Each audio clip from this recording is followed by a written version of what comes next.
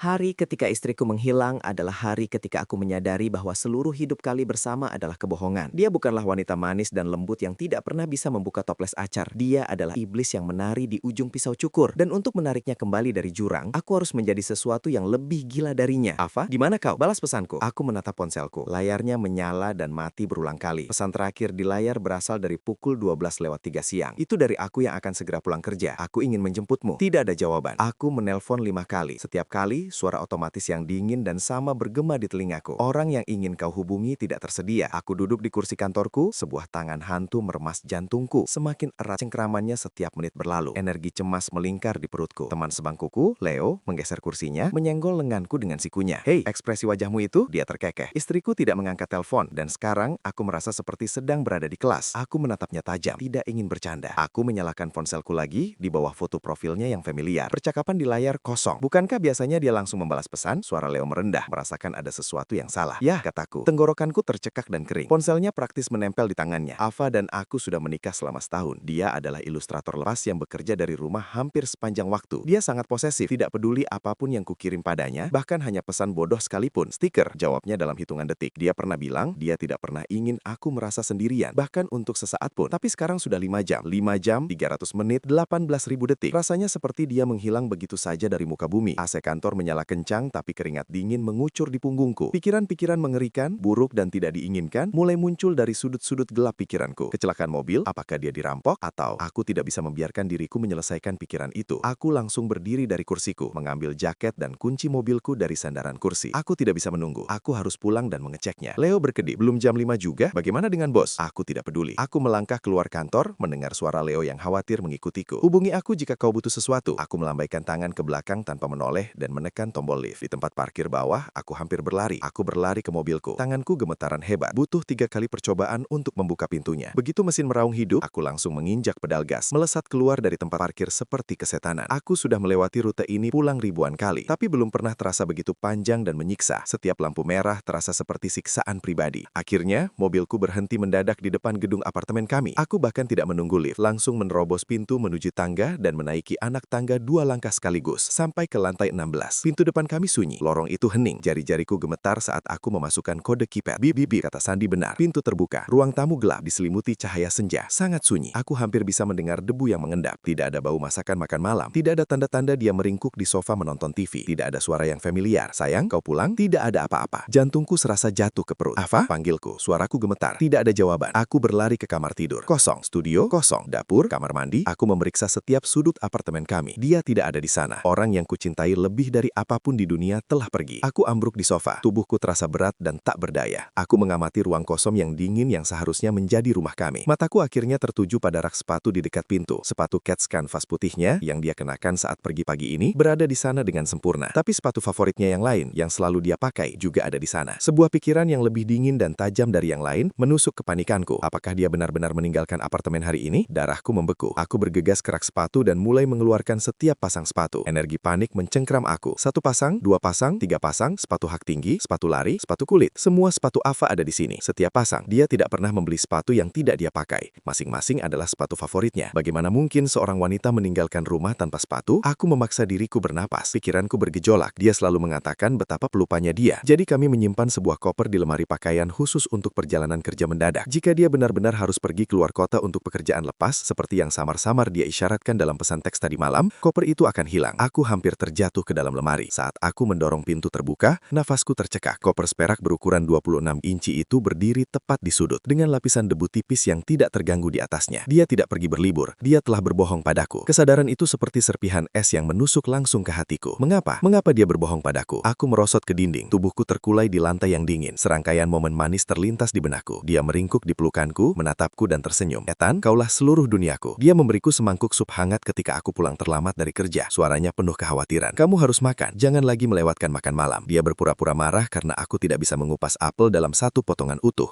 Merajut sampai aku menciumnya. Bagaimana mungkin wanita manis, ceria, dan sangat bergantung itu berbohong padaku? Aku tidak percaya. Aku tidak akan percaya. Pasti ada alasannya. Sesuatu yang tidak ku ketahui. Aku bangkit dari lantai dan mulai mondar-mandir seperti binatang terkurung. Aku harus menemukan petunjuk. Dia pasti meninggalkan sesuatu. Mataku menyapu setiap inci apartemen kami, mencari sesuatu yang tidak pada tempatnya. Akhirnya, aku berhenti di studionya. Ini adalah perlindungan dia. Dia bisa menghabiskan sepanjang hari di sini, tenggelam dalam seninya. Mejanya persis seperti yang kulihat pagi ini. Sebuah ilustrasi setengah jadi terletak di papan gambar. Catnya masih basah. Kuas favoritnya berada di sampingnya. Semuanya tampak normal. Tunggu, tidak ada yang aneh. Aku mendekat. Ava punya kebiasaan kecil, sedikit lebih OCD di mana dia selalu menjepit kertasnya ke papan tulis di keempat sudutnya agar tetap diam. Tapi sekarang, penjepit di konok kiri bawah bergeser sebesar setengah inci. Dan kertas di bawahnya terangkat sedikit, hampir tidak terlihat. Jantungku berdebar kencang. Aku berhati-hati menjepit penjepit itu di antara jari-jariku dan mengangkatnya. Di bawahnya bukan hanya kertas. Itu adalah flash drive hitam kecil tidak lebih besar dari kuku tempolku. Itu adalah flash drive tanpa merek terumum yang bisa kau beli di Amazon. Tapi aku tahu pasti ini bukan kecelakaan. Ketelitian Ava yang obsesif tidak akan pernah membiarkan kesalahan seperti ini. Dia sengaja meninggalkannya untukku. Aku mengambil flash drive itu, telapak tanganku basah dengan keringat gugup.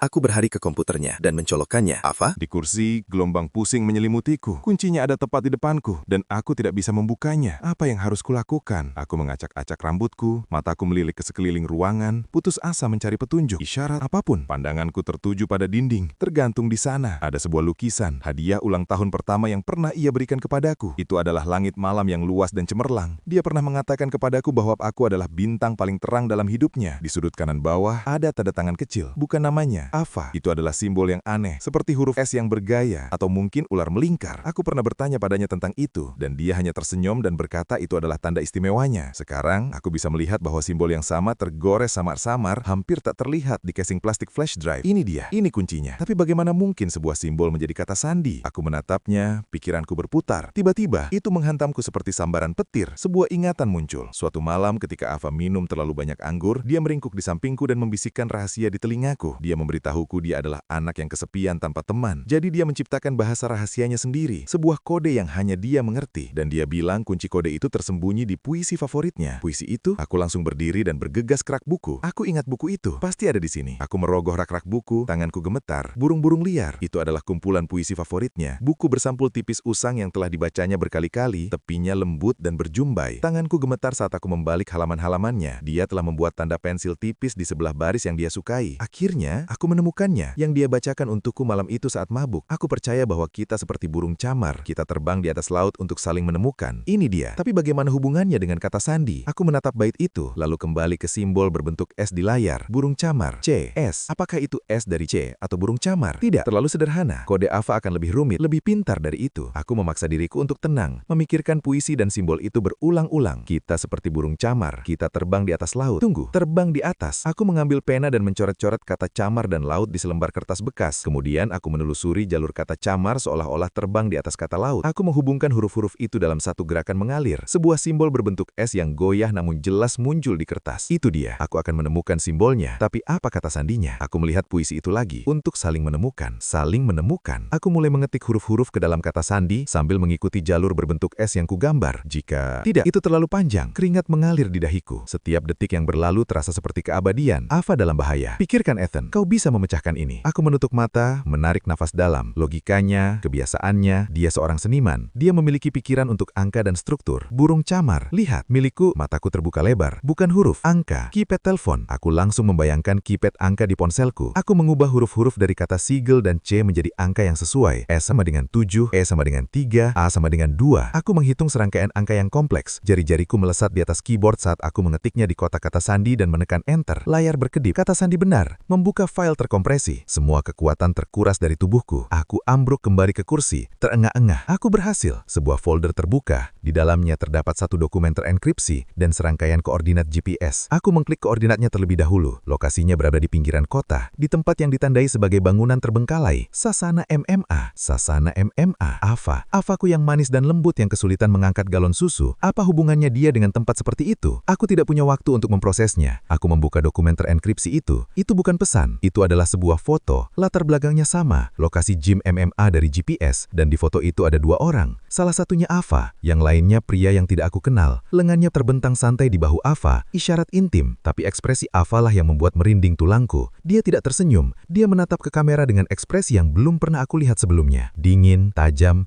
dan dipenuhi kekejaman yang menakutkan. Dia menatap kamera seolah-olah sedang melihat sesuatu yang sudah mati. Ini bukan Avaku, sama sekali bukan. Istriku, gadis yang diam-diam menangis karena kucing liar, tidak mungkin memiliki mata seperti itu. Rasanya seperti ada tangan yang mencengkram leherku, meremas udara dari paru-paruku. Wanita di foto itu memiliki wajah istriku, tapi dia orang asing yang membuatku takut. Siapa dia? Siapa istriku? Aku mengambil kunci mobilku dan langsung lari dari apartemen tanpa pikir panjang. Aku harus pergi ke gym itu. Aku harus mencari tahu apa yang sebenarnya terjadi. Malam itu gelap gulita. Aku memacu mobilku. Aku melaju kencang menuju batas kota. GPS membawaku ke sebuah bangunan 2 lantai terbengkalai. Sebagian besar catnya sudah terkelupas dari dinding, dan papan nama klub tinju Over the Limit tergantung miring di atas pintu, dipenuhi debu. Tempat itu benar-benar sepi. Satu-satunya suara adalah deruan angin yang menerobos reruntuhan. Aku memarkir mobil di ujung jalan, mematikan mesin, dan merayap ke depan bangunan. Pintu depan dirantai. Tetapi ketika aku berputar ke belakang, aku menemukan jendela dengan kaca yang pecah. Aku tidak ragu-ragu. Aku masuk ke dalam. Udara dipenuhi bau jamur dan keringat lama yang sangat kuat hingga membuatku ingin muntah. Menggunakan senter ponselku, aku melihat sarung tinju, samsak tinju, dan poster-poster petarung berotot yang pudar berserakan di dinding. Itu tampak sama persis seperti latar belakang dalam foto. Ava berada di sini. Aku bergerak seperti hantu di antara reruntuhan, mencari petunjuk lebih lanjut. Di tengah kekacauan di lantai, sesuatu menarik perhatianku. Sebuah bingkai foto yang pecah terletak di sudut. Aku berjongkok. Dengan hati-hati, aku menyusun kembali potongan-potongan itu. Itu adalah foto dari flash drive. Tetapi kali ini, wajah Ava telah dicakar dengan kejamnya menggunakan benda tajam. Di sebelahnya ada selembar kertas kecil. 2 kata ditulis dengan tinta merah. Pengkhianat. Rasa sakit yang tajam menusuk dadaku. Siapa yang melakukan ini? Apakah itu pria dari foto itu? Apa hubungannya dia dengan Ava? Tepat saat itu, aku mendengar suara mesin mobil mendekat. Jantungku berdebar kencang. Aku langsung mematikan senterku dan masuk ke dalam lemari penyimpanan penuh dengan peralatan lama, mengintip trik dari celah di pintu. 2 lampu headlamp yang menyilaukan menyapu bangunan. Saat sebuah SUV hitam berhenti di pintu masuk, 2 pria berjas dalam keluar. Mereka bertubuh besar dengan wajah muram dan serius. Mereka tidak bertopeng melalui pintu depan. Langsung menuju jendela yang pecah. Aku langsung memanjat ke dalam. Salah satunya menunjukkan senter berkuasa tinggi ke dalam. Ini tempatnya. Lokasi terakhir yang diketahuinya. Suara pria yang lain serak. Cari dengan hati-hati. Bos ingin dia ditemukan hidup atau mati. Nona muda itu tidak akan lolos kali ini. Nona muda. Kepalaku berputar. Apakah mereka berbicara tentang Ava? Tapi dia yatim piatu. Dia bilang orang tuanya mati dalam kecelakaan saat dia kecil. Bohong. Bohong lagi. Aku meringkuk di bawah pintu. Darahku membeku. Orang-orang ini bersenjata. Nada bicara mereka mengancam. Mereka di sini untuk Ava.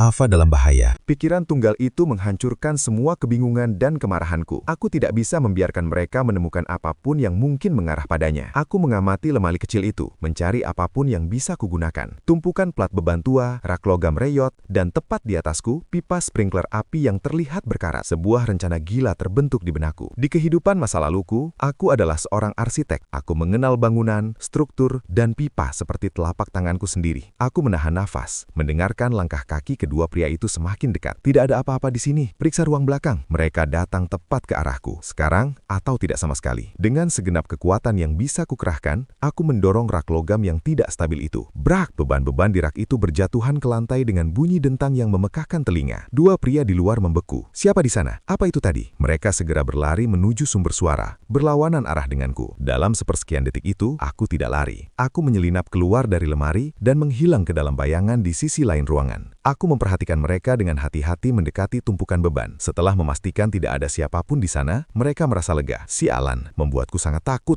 Hanya rak yang jatuh. Tempat ini benar-benar kumuh. Mereka bergerutu, bersiap untuk melanjutkan pencarian mereka. Tapi aku tidak akan memberi mereka kesempatan. Aku mengambil baut yang terlepas dari lantai, menghitung sudut dan kekuatannya. Aku melemparkannya ke sambungan katu pipa penyiram kuno tepat di atas kepala mereka. Aku bertaruh pada bertahun-tahun pengabaian dan kerusakan. Ping! Baut itu mengenai titik terlemah dengan sempurna. Sedetik kemudian, semburan air kotor menyembur dari pipa yang retak, membasahi kedua pria itu dalam air terjun yang menjijikkan. Apa-apaan ini? Sialan! Pipa itu pecah. Mereka basah kuyup dan terbatuk-batuk, dan salah satu dari mereka menjatuhkan senternya. Senter itu padam di lantai yang basah, membuat seluruh ruangan menjadi kacau dan gelap. Pergi! Pergi! Pergi! Ayo kita keluar dari sini, sebelum kita tersengat listrik, teriak salah satu dari mereka. Mereka bergegas keluar jendela, melompat ke SUV mereka, dan melaju kencang. Saat suara mesin mereka memudar, aku bersandar di dinding, terengah-engah. Punggungku basah kuyup oleh keringat dingin. Aku menatap tanganku, masih gemetar karena kelelahan. Apa yang baru saja kulakukan? Aku seorang arsitek, aku mendesain bangunan, dan aku baru saja menakut-nakuti dua orang yang tampak seperti preman profesional. Aku melihat ke bawah dan melihat sesuatu berkilauan di genangan air yang mereka tinggalkan. Aku berjalan mendekat dan mengambilnya, sebuah dompet. Aku membukanya. Di dalamnya terdapat SIM dan kartu nama. Kartu identitas itu milik salah satu preman, tetapi kartu nama itu terselip di dalam amplop tersembunyi. Grup Keamanan Vance, Julian Vance, Direktur Eksekutif. Nama di kartu itu membuat pupil mataku menyempit. Pria dalam foto bersama Ava. Aku menghafal namanya. Aku sudah menghafal plat nomornya. Julian Vance. Aku tidak peduli siapa kau. Aku tidak peduli apa yang kau lakukan pada Ava. Jika kau menyentuh istriku, aku akan membuatmu membayar dengan nyawamu. Keesokan harinya, aku izin sakit kerja. Aku duduk di depan komputerku, mataku merah, dengan panik mencari di Google semua yang bisa kutemukan tentang Vance Security dan Julian Vance. Itu adalah perusahaan keamanan swasta besar. Layanan mereka berkisar dari semua polisi hingga pengawal pribadi untuk orang-orang super kaya, dan bahkan beberapa operasi luar negeri yang abu-abu. Julian Vance sebagai direktur eksekutif adalah orang kedua dalam perusahaan. Sangat sedikit informasi tentang dia di internet, hanya beberapa foto dari acara bisnis. Dalam foto-foto itu, dia tampan, menawan, berpakaian rapi. Sangat berbeda dengan pria bermata dingin dan buas dalam bingkai foto yang hancur itu. Perbedaan itu hanya memperburuk kecemasan saya. Seorang pria yang bisa membangun kerajaan seperti itu sambil menjaga profilnya tetap bersih, bukanlah orang yang bisa dianggap remeh. Saya tidak bisa hanya duduk dan menunggu. Saya harus menyerang. Saya menghabiskan sepanjang sore merumuskan rencana menggunakan identitas seorang pejabat perusahaan fiktif. Saya menelpon saluran utama keamanan Vance. Halo, saya ingin menanyakan tentang layanan keamanan pribadi Anda. Kata saya, sengaja merendahkan suara saya agar terdengar lebih tua, lebih berwibawa. Tentu Pak, tingkat layanan apa yang Anda minati? Saya memberikan nomor fiktifnya. Setelah menutup telepon, aku melihat diri saya di cermin. Wajah saya pucat dan lesu dengan lingkaran hitam di bawah mata. Tapi ada tatapan di dalamnya. Tekad kuat yang tidak saya kenali. Ethan, kau bukan hanya orang yang menggambar blueprint lagi. Mulai sekarang, kau adalah seorang pemburu. Beban itu terasa menyiksa. Akhirnya, saat malam tiba, ponsel fiktif itu berdering. Itu suara seorang pria muda yang memperkenalkan dirinya sebagai asisten Julian Vance. Dia menjadwalkan pertemuanku besok pagi pukul 10 di markas keamanan Vance. Aku menutup telepon, jantungku berdebar kencang. Ikan itu telah memakan umpan. Keesokan harinya, aku mengenakan setelan paling mahal, kacamata berkarang emas, dan menyisir rambutku ke belakang. Aku berdiri di depan cermin, berlatih memasang ekspresi arogan yang acuh tak acuh. Aku sedang memainkan peran, klien kaya dan berkuasa yang menganggap dirinya lebih baik dari orang lain. Markas keamanan Vance adalah gedung pencakar langit dari kaca dan baja, sebuah monumen kekuasaan. Aku berjalan ke lobi, menyebutkan namaku, dan segera diantar ke lift pribadi oleh resepsionis yang ramah. Lift itu langsung ke lantai atas. Saat pintu terbuka, asisten Julian sudah menunggu. Tuan Walker, senang bertemu Anda. Tuan Vance sedang menunggu Anda. Aku mengangguk sekilas dan mengikutinya ke sebuah kantor yang sangat besar hingga terasa tidak masuk akal. Jendela dari lantai ke langit-langit menawarkan panorama seluruh kota. Seorang pria berdiri membelakangi saya, memandang cakrawala kota. Dia berbalik. Itu dia, pria dalam foto itu. Tampan, berbahaya, dengan seringai malas di bibirnya. Julian Vance. Dia mengenakan setelan abu-abu dalam yang pas, tanpa dasi, dengan dua kancing kemeja teratas yang terbuka memberinya aura kepercayaan diri yang serono. Tuan Walker, saya sudah menantikan ini, katanya, melangkah ke arahku, tangannya terulur. Aku menjabatnya. Genggamannya kuat dan kering, dan aku merasakan kapalas keras di sisi telapak tangannya. Tuan Vance, kataku, suaraku datar. Kami duduk di sofa lak kulit sementara asistennya menyajikan kopi. Jadi, layanan apa yang bisa saya tawarkan? Tanya Julian, sedikit mencondong ke depan, matanya yang tajam menilai saya seolah menghitung kekayaan bersih saya. Dia sedang menguji saya. Saya mengambil cangkir kopi, tetapi tidak meminumnya. Saya tidak perlu berlihat-lihat. Aku butuh kau untuk menemukan seseorang. Julian mengangkat alisnya. Menemukan seseorang, Tuan Walker. Kita adalah perusahaan keamanan, bukan agen detektif. Aku tahu, kataku, menatap matanya langsung. Tapi orang yang kau cari mungkin sulit ditemukan. Dan begitu kau menemukannya, aku butuh kau untuk melindunginya, untuk memastikan dia tidak pernah lepas dari pandanganku lagi. Aku menekankan kata melindungi. Senyum Julian melebar. Pemahaman yang kejam membuat dia mendekat. Begitu, katanya, bersandar. Ini memang termasuk dalam bidang keahlian kita. Dan siapa wanita ini? Siapa yang membuat Tuan Walker begitu khawatir? Ini saatnya. Momen kebenaran. Aku meletakkan cangkirku.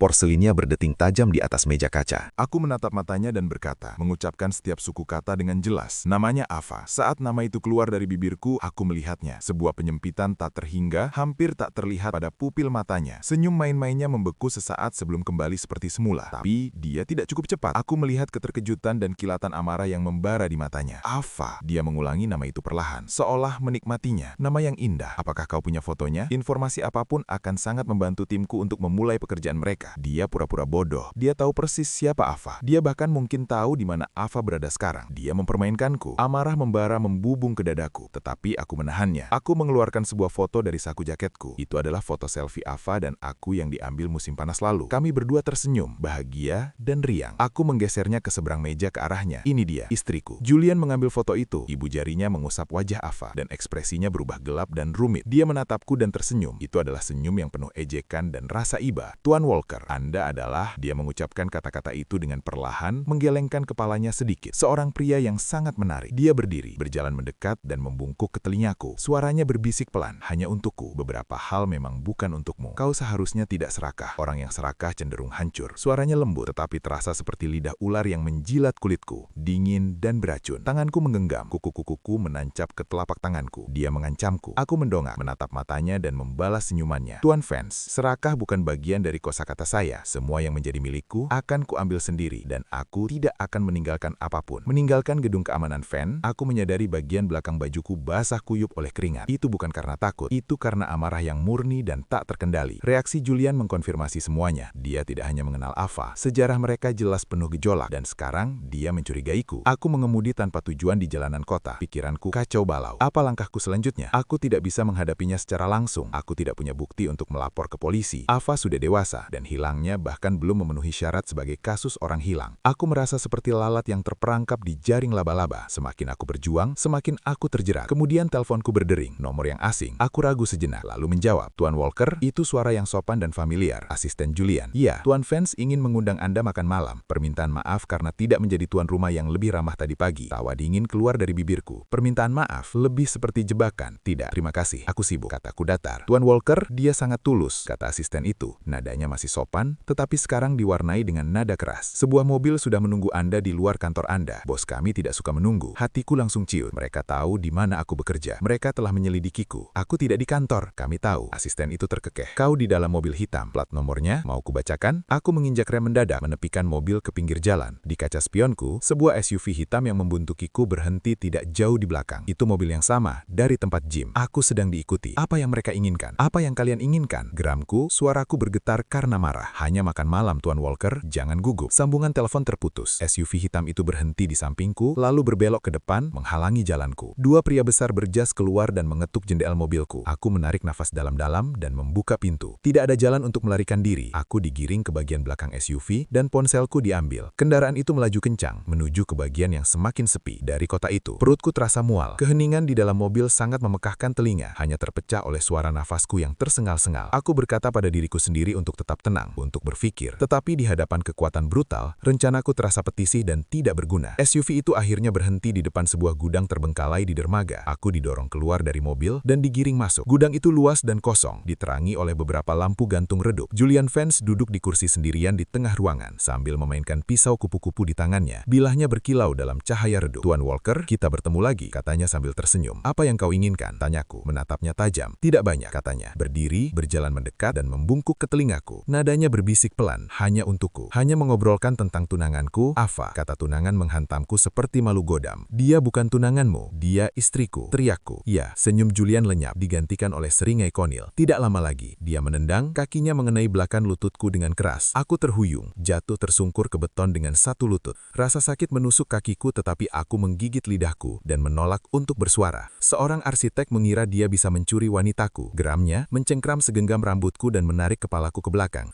Apakah kau pantas? Wajahnya hanya beberapa inci dari wajahku. Matanya menyala dengan kegilaan yang mengerikan yang membuat kulitku merinding. Biar ku katakan sesuatu. Ava milikku. Dia sudah menjadi milikku sejak hari dia lahir.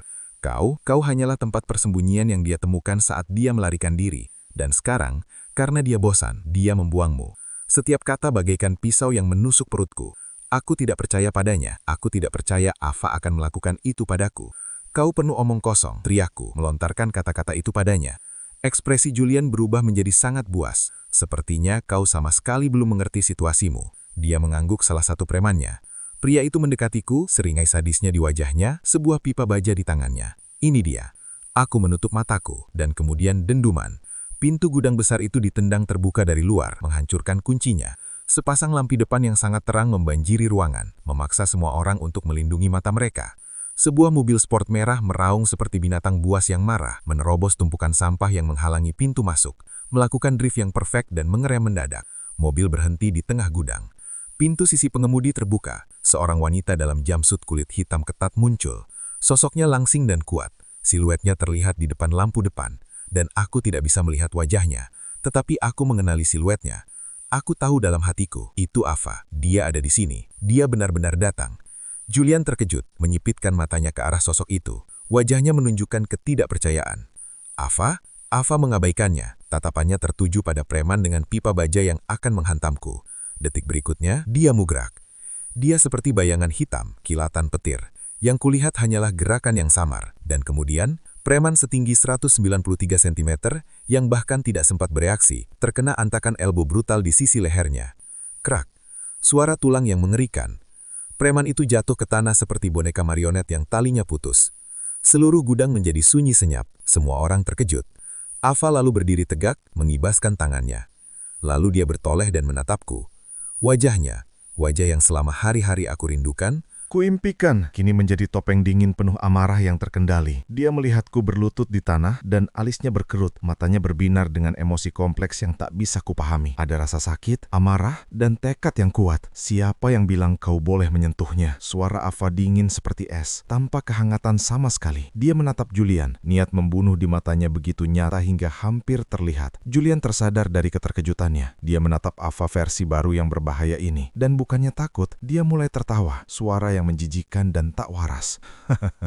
Ava, kau akhirnya memutuskan untuk menunjukkan dirimu kepada sampah ini. Kau rela membongkar penyamaranmu. Aku mungkin harus berterima kasih padanya. Dia bertepuk tangan, dan dari bayangan di sekitar gudang, 7 atau 8 preman lagi muncul, mengepung kami. Kau benar-benar berpikir kau bisa begitu saja keluar dari sini? Mata Julian berkilau seperti predator yang mengurung mangsanya. Ava, dia bahkan tidak melirik pria-pria lain. Dia berjalan langsung ke arahku. Dia berjongkok, tangannya terulur seolah ingin membantuku berdiri, tetapi dia berhenti tepat sebelum menyentuhku. Tangannya gemetar. Apakah sakit? Tanyanya. Suaranya dipenuhi getaran yang hampir tak terasa. Aku menggelengkan kepala, menatap wajahnya yang begitu dekat denganku. 1000 pertanyaan berteriak di benakku. Di mana dia selama ini? Siapa dia? Apakah yang dikatakan Julian benar? Tapi ketika aku membuka mulut, hanya 3 kata yang keluar. Kau kembali. Tubuh Ava menegang. Dia memalingkan muka, lalu berdiri, memposisikan dirinya di depanku, seperti perisai manusia. Ini bukan urusanmu lagi, katanya, membelakangiku. Suaranya sekali lagi dingin dan jauh. Pergi sekarang, pergi. Pulanglah dan tunggu aku. Pulang? Apakah kita masih punya rumah? Rumahku, istriku, telah menjadi kebohongan yang tak lagi kukenali. Ivan, aku mendorong diriku berdiri. Lututku menjerit protes. Kapan kau akan berhenti berbohong padaku? Siapa kau? Pertanyaanku menggantung di udara. Tombak yang menembus baju besinya. Bahunya sedikit bergetar. Julian memperhatikan kami dari samping, menikmati pertunjukan itu.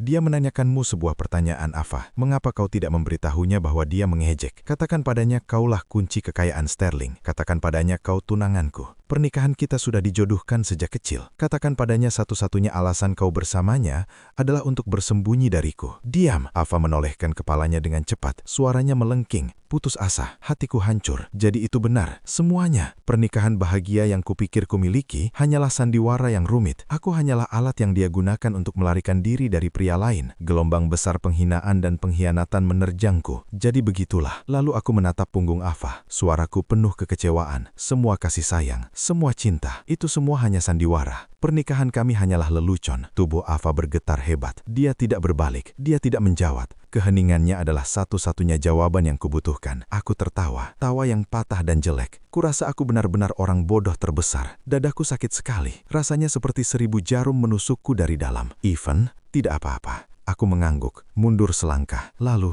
yang lain. Ivan, kurasa aku buta. Aku memunggunginya dan kehidupan kita bersama, menyeret kakiku yang terluka. Aku mulai tertatih-tatih menuju pintu keluar gudang. Setiap langkah terasa menyakitkan. Berhenti, suara Ava yang dipenuhi kepanikan terdengar dari belakangku. Aku tidak berhenti. Ethan, ku bilang berhenti. Dia mencoba mengejarku, tetapi anak buah Julian menghalangi jalannya. Pergi secepat ini? Kurasa tidak. Julian mencibir, melambaikan tangan. Tangkap dia juga. Dua anak buahnya menyerangku. Aku tidak melawan. Aku bahkan tidak berbalik. Hatiku mati. Tidak ada lagi yang penting. Tapi pukulan yang kuharapkan tidak pernah datang. Aku mendengar dua dentuman tumpul di belakangku, diikuti oleh napas Ava yang tersengal-sengal. Aku tidak bisa menahan diri. Aku menoleh ke belakang. Ava bertarung seperti singa betina yang terpojok, melawan mereka semua sekaligus. Gerakannya kabur, sangat efisien, cepat, tepat, dan brutal. Dia bukan lagi wanita yang tidak bisa membuka toples. Dia adalah seorang petarung, seorang pejuang yang berjuang untuk melindungiku. Jantungku berdebar kencang. Jika semuanya bohong, lalu apa ini? Pertempuran yang putus asa dan gegabah ini. Saat aku lengah, Julian bergerak. Dia tidak ikut berkelahi. Dia menghindari keributan dan melesat ke arahku seperti anak panah. Targetnya adalah aku.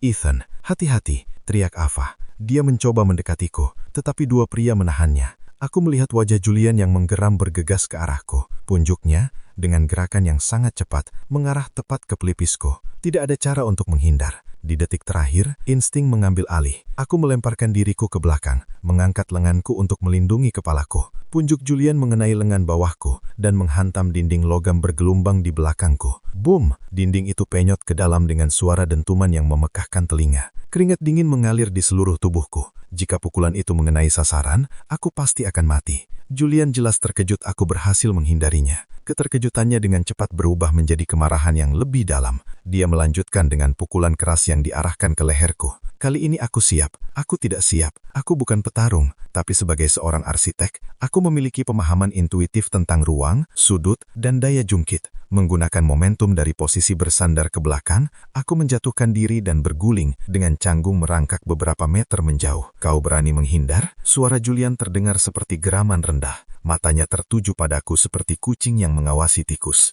Di seberang gudang, Ava telah menjatuhkan 3 orang lagi. Tetapi dia terluka. Sebuah luka panjang berdarah deras di lengannya. Melihatku dalam bahaya, dia melipat gandakan usahanya. Berjuang dengan putus asa untuk membebaskan diri. Ava, Julian tiba-tiba berteriak. Bergerak 1 inci lagi, dan aku akan mematahkan kakinya. Ava membekuh. Dia berdiri terengah-engah, matanya penuh kemarahan yang tak berdaya. Julian, kau yang menginginkanku. Kau yang hadapi, lepaskan dia, aku akan ikut denganmu. Mendengar kata-kata itu terasa seperti pukulan fisik. Namun Julian tersenyum, senyum kemenangan yang posesif. Lihat, itu tidak sulit. Dia berjalan perlahan ke arah Ava, matanya menatapnya dengan seksama.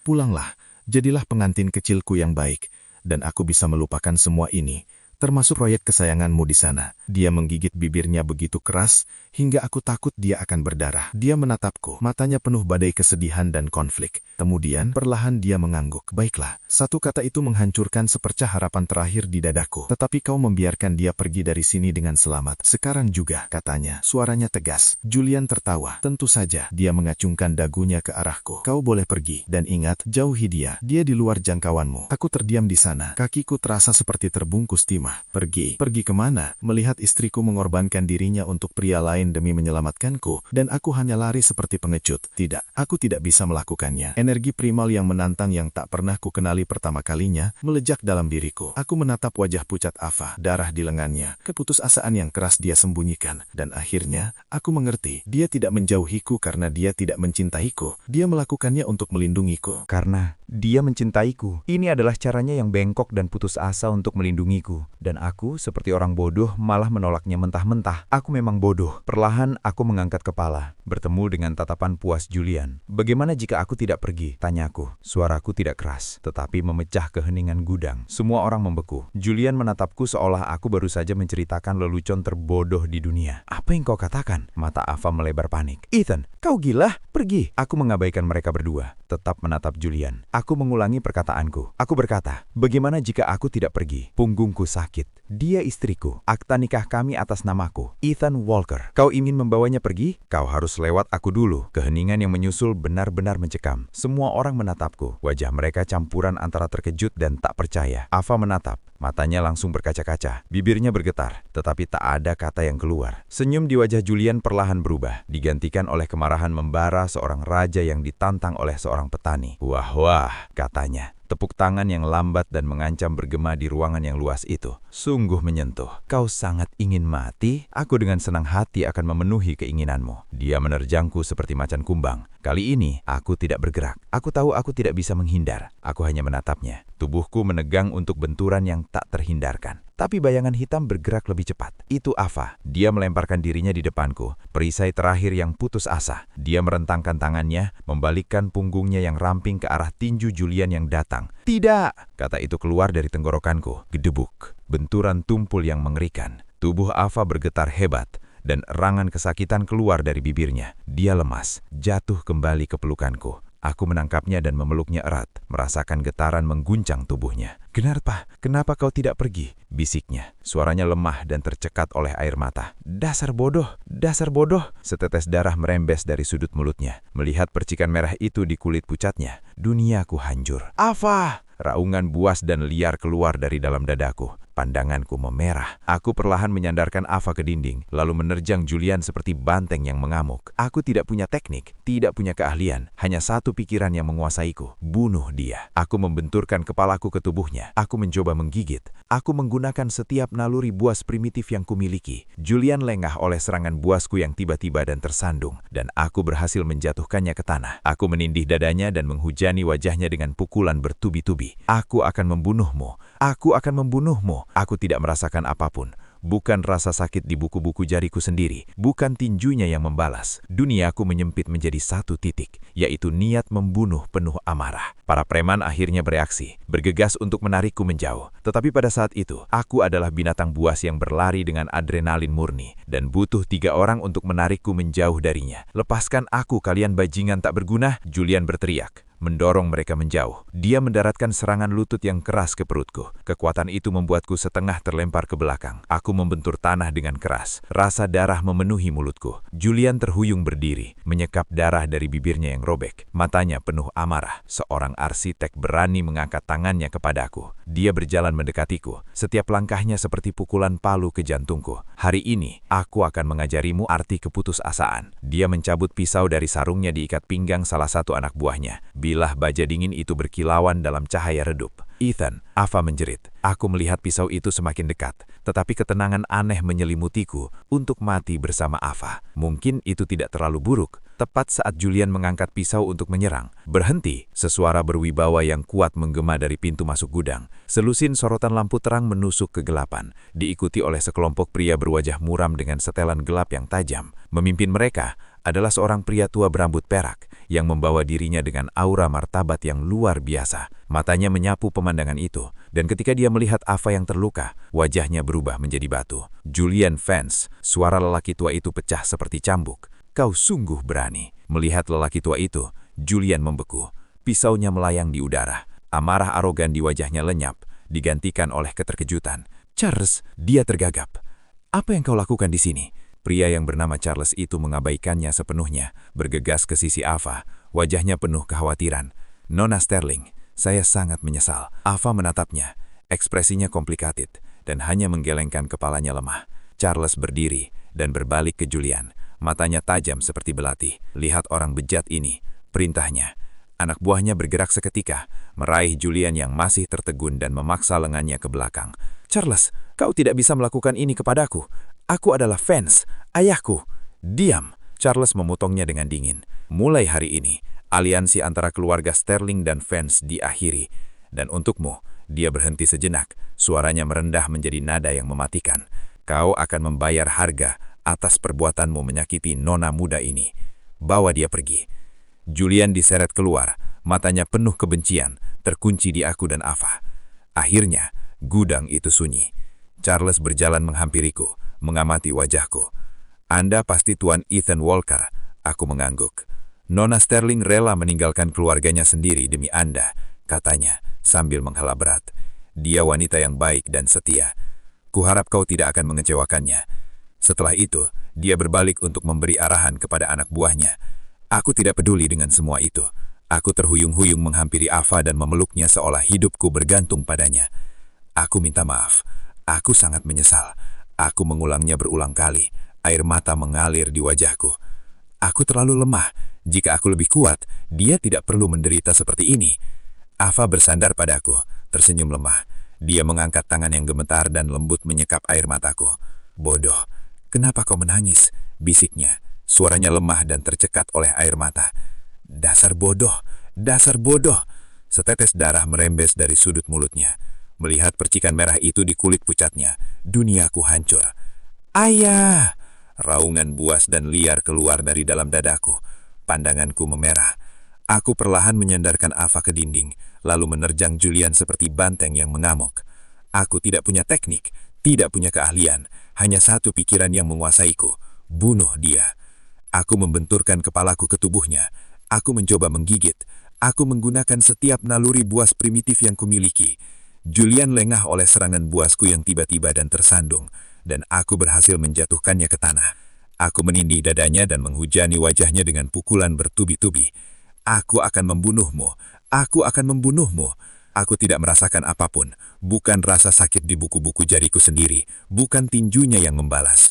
Duniaku menyempit menjadi satu titik, yaitu niat membunuh penuh amarah. Para preman akhirnya mereaksi, bergegas untuk menarikku menjauh. Tetapi pada saat itu, aku adalah binatang buas yang berlari dengan adrenalin murni, dan butuh 3 orang untuk menarikku menjauh darinya. Lepaskan aku, kalian bajingan tak berguna, Julian berteriak, mendorong mereka menjauh. Dia mendaratkan serangan lutut yang keras ke perutku. Kekuatan itu membuatku setengah terlempar ke belakang. Aku membentur tanah dengan keras. Rasa darah memenuhi mulutku. Julian terhuyung berdiri, menyekap darah dari bibirnya yang robek. Matanya penuh amarah. Seorang arsitek berani mengangkat tangannya kepadaku. Dia berjalan mendekatiku. Setiap langkahnya seperti pukulan palu ke jantungku. Hari ini, aku akan mengajarimu arti keputusasaan. Dia mencabut pisau dari sarungnya diikat pinggang salah satu anak buahnya. Bilah baja dingin itu berkilauan dalam cahaya redup. Ethan, Ava menjerit. Aku melihat pisau itu semakin dekat. Tetapi ketenangan aneh menyelimutiku untuk mati bersama Ava. Mungkin itu tidak terlalu buruk. Tepat saat Julian mengangkat pisau untuk menyerang. Berhenti! Sesuara berwibawa yang kuat menggema dari pintu masuk gudang. Selusin sorotan lampu terang menusuk kegelapan, diikuti oleh sekelompok pria berwajah muram dengan setelan gelap yang tajam. Memimpin mereka adalah seorang pria tua berambut perak yang membawa dirinya dengan aura martabat yang luar biasa. Matanya menyapu pemandangan itu, dan ketika dia melihat Ava yang terluka, wajahnya berubah menjadi batu. Julian Vance, suara lelaki tua itu pecah seperti cambuk. Kau sungguh berani. Melihat lelaki tua itu, Julian membeku. Pisaunya melayang di udara. Amarah arogan di wajahnya lenyap, digantikan oleh keterkejutan. Charles, dia tergagap. Apa yang kau lakukan di sini? Pria yang bernama Charles itu mengabaikannya sepenuhnya, bergegas ke sisi Ava, wajahnya penuh kekhawatiran. Nona Sterling, saya sangat menyesal. Ava menatapnya, ekspresinya komplikated, dan hanya menggelengkan kepalanya lemah. Charles berdiri dan berbalik ke Julian, matanya tajam seperti belati. Lihat orang bejat ini, perintahnya. Anak buahnya bergerak seketika, meraih Julian yang masih tertegun dan memaksa lengannya ke belakang. Charles, kau tidak bisa melakukan ini kepadaku. Aku adalah Vance, ayahku. Diam. Charles memotongnya dengan dingin. Mulai hari ini, aliansi antara keluarga Sterling dan Vance diakhiri. Dan untukmu, dia berhenti sejenak. Suaranya merendah menjadi nada yang mematikan. Kau akan membayar harga atas perbuatanmu menyakiti nona muda ini. Bawa dia pergi. Julian diseret keluar, matanya penuh kebencian, terkunci di aku dan Ava. Akhirnya, gudang itu sunyi.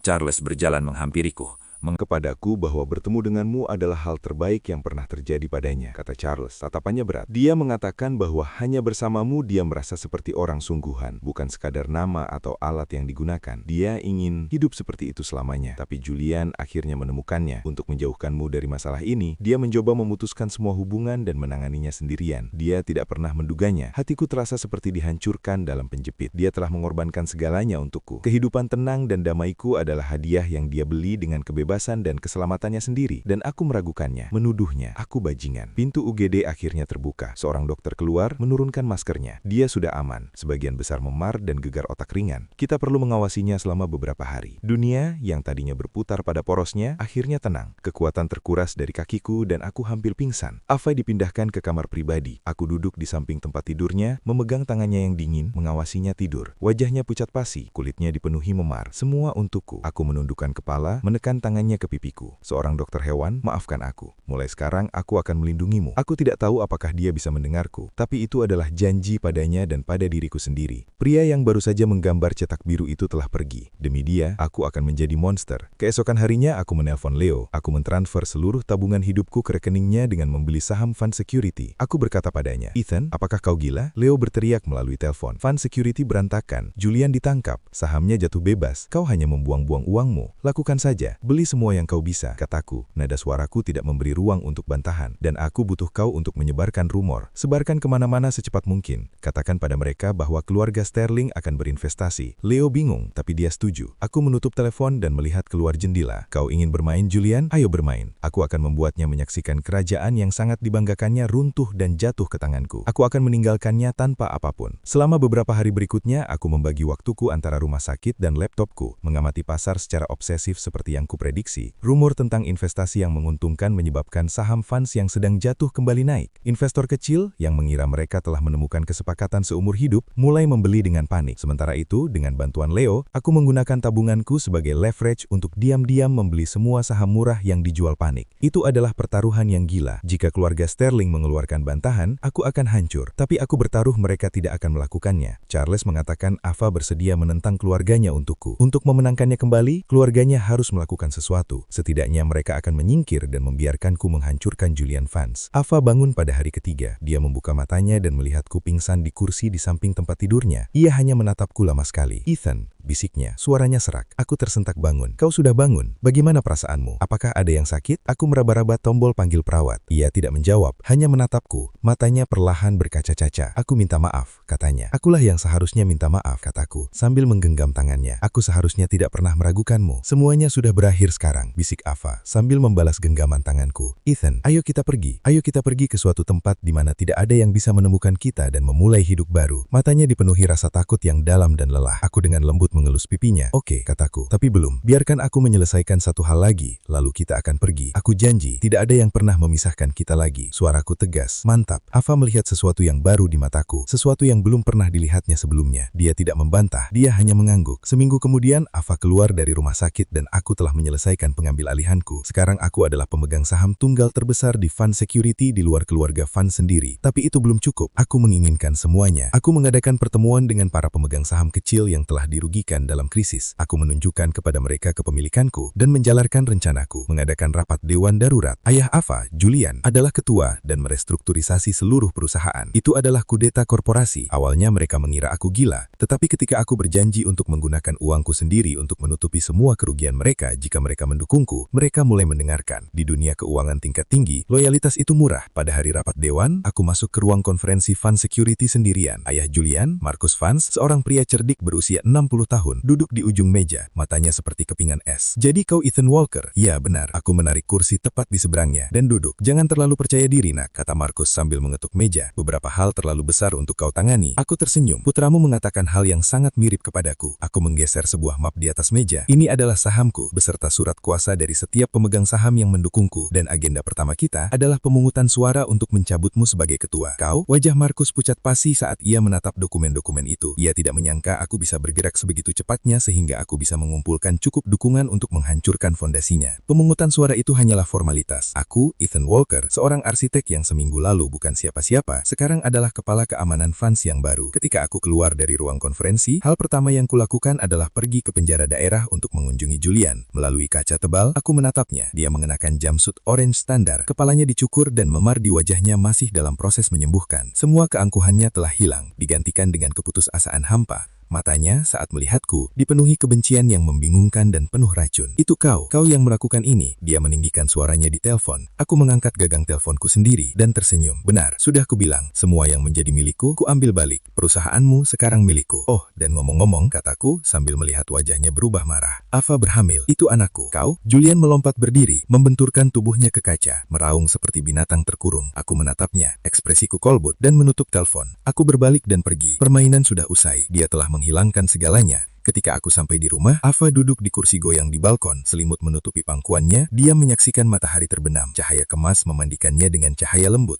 Itu adalah momen damai perfect. Aku berjalan di belakangnya dan merangkulnya. Aku pulang. Dia bertoleh dan tersenyum kepadaku. Apakah semuanya sudah beres? Ya. Aku menyandarkan dagu di bahunya. Semuanya sudah berakhir. Kami berdiri di sana dalam keheningan untuk waktu yang lama, hanya saling merangkul, menyaksikan matahari terbenam di cakrawala. Akhirnya Ava berbicara, suaranya lembut. Ethan, apakah kau Membenciku karena telah berbohong padamu? Aku menggelengkan kepala, mempererat pelukanku. Mungkin sebentar, aku mengakui. Tapi tidak lagi. Aku hanya benci karena aku tidak cukup kuat untuk melindungimu. Karena kau harus melalui begitu banyak hal. Tanpa aku, dia mungkin masih menjalani kehidupan berbahaya itu dalam pelarian. Tapi tanpanya, aku tidak akan pernah tahu aku bisa begitu berani, begitu gegabah untuk seseorang yang kucintai. Kami telah menyelamatkan satu sama lain. Jadi Ava ragu-ragu. Apa yang akan kau lakukan dengan perusahaan itu? Aku tersenyum, mencondongkan tubuh untuk berbisik di telinganya. Aku menjualnya. Ava membeku. Kau menjualnya? Iya, menjualnya. Aku membenarkan. Sudah menemukan pembeli, mendapat harga yang cukup bagus juga. Tapi lalu, apa gunanya semua itu? Itu bukan sia-sia, kataku. Bergerak berjongkok di depannya. Aku melepaskan tangannya. Intinya adalah untuk mengirim pesan bahwa tidak ada seorang pun yang boleh mengganggu istriku. Sekarang pesan itu telah terkirim, tujuannya telah tercapai. Aku masih Ethan, pria yang menggambar bangunan, dan kau masih Ava, gadis yang suka tidur larut. Kita akan menyumbangkan uangnya, dan kemudian seperti yang kau inginkan, kita akan menemukan kota kecil di mana tidak ada yang mengenal kita. Kita akan membeli rumah kecil, memelihara anjing, dan mataku melirik ke perutnya yang masih rata. Wajah Ava memerah terang. Dia dengan main-main menampar lenganku. Kau tahu? Iya, Julian memberitahuku. Apa? Dia bertanya dengan sangat bingung. Aku tertawa berbahak-bahak. Aku Gideon. Aku hanya menebak. Aku memperhatikannya. Hatiku membengkak dengan cinta yang begitu dalam hingga hampir menyakitkan. Ava, maukah kau menikah denganku lagi? Aku mengeluarkan sebuah kotak beludu kecil dari sakuku. Kotak itu tidak berisi berlian besar. Itu adalah cincin platinum polos sederhana. Persis seperti yang kita miliki sebelumnya. Kali ini, tanpa kebohongan, tanpa rahasia. Ava Sterling, maukah kau menikah dengan Ethan Walker? Seorang pria yang tidak punya apapun untuk ditawarkan kepadamu, selain seluruh hatiku. Air mata mengalir di wajah Ava. Diam dan tenang. Dia tidak berbicara. Dia hanya menangis dan mengangguk berulang kali. Aku tersenyum dan menyelipkan cincin itu ke jarinya. Lalu aku mendekat dan menciumnya. Di luar, lampu-lampu kota mulai berkelap-kelip di langit yang semakin gelap. Kehidupan nyata kita, yang kita pilih bersama, baru saja mulai.